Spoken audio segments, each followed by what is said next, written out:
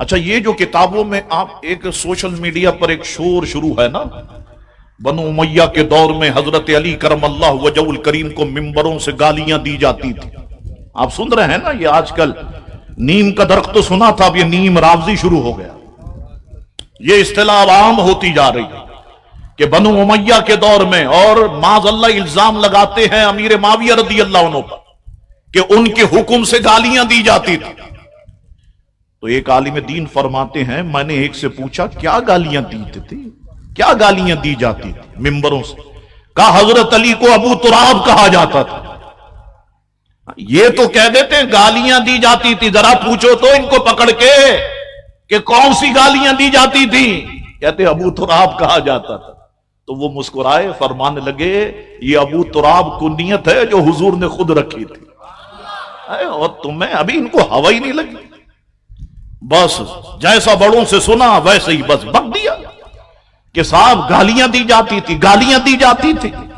اللہ تبارک و تعالی ان لوگوں کو عقل سلیم عطا فرمائے. اللہ اکبر. جب کوئی ابو تراب پکارتا نا تو حضرت علی بڑے خوش ہو جاتے.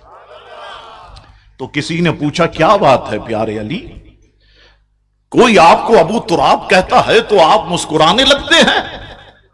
فرمانے لگے ہوا ایسا کہ ایک دفعہ حضور میری تلاش میں میرے گھر پر آئے. سیدہ سے پوچھا کہ علی کہاں ہے؟ کہا وہ مسجد میں ہوں. تو حضور میری تلاش میں مسجد میں آئے. تو مسجد میں کچی مٹی پر لیٹا ہوا تھا اور زمین کے ذرات میرے جسم سے چپکے ہوئے تھے. تو حضور علیہ الصلوۃ والسلام فرمانے لگے قم ابا تراب، اے مٹی والے اٹھو. اور مٹی کو اپنے ہاتھوں سے حضور صاف فرما رہے ہیں، اٹھ مٹی والے، اٹھ مٹی والے. اللہ اکبر. تو جب کوئی مجھے ابو تراب کہتا ہے تو مجھے وہ حسین واقعہ یاد آ جاتا ہے. اللہ اکبر. یہ شان حضرت علی کرم اللہ وجہ الکریم. اچھا، حضرت علی کے ساتھ دیکھیں سب کے مقام اور مرتبے اپنی جگہ پر ہے، ٹھیک ہے نا؟ ہم اہل سنت والجماعت سب کے مرتبے مقام اپنی جگہ پر مانتے ہیں. حضرت علی کے ساتھ ایک نام ہے کرم اللہ وجہہ، یہ کسی اور کے ساتھ نہیں ہے.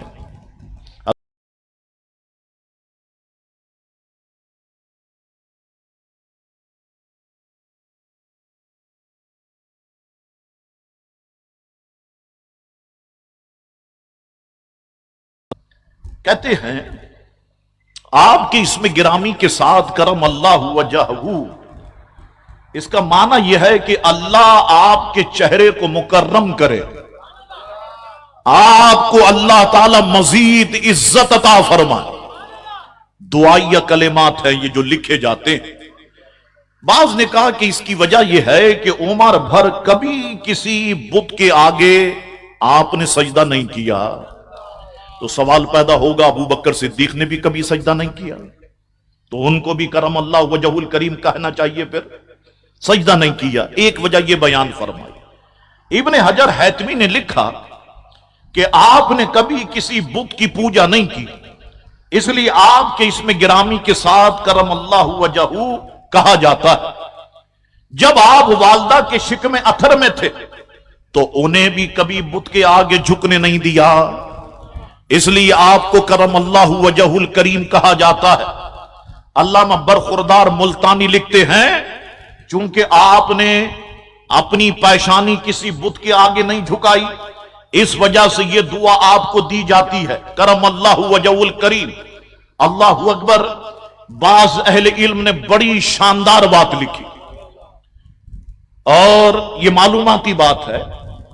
وہ کہتے ہیں کہ حضرت علی سے نفرت رکھنے والے جو خارجی تھے، آج بھی خارجی موجود ہیں، آج بھی موجود ہیں خارجی جو حضرت علی سے نفرت کرتے، جو حضرت علی کی اولاد سے نفرت کرتے.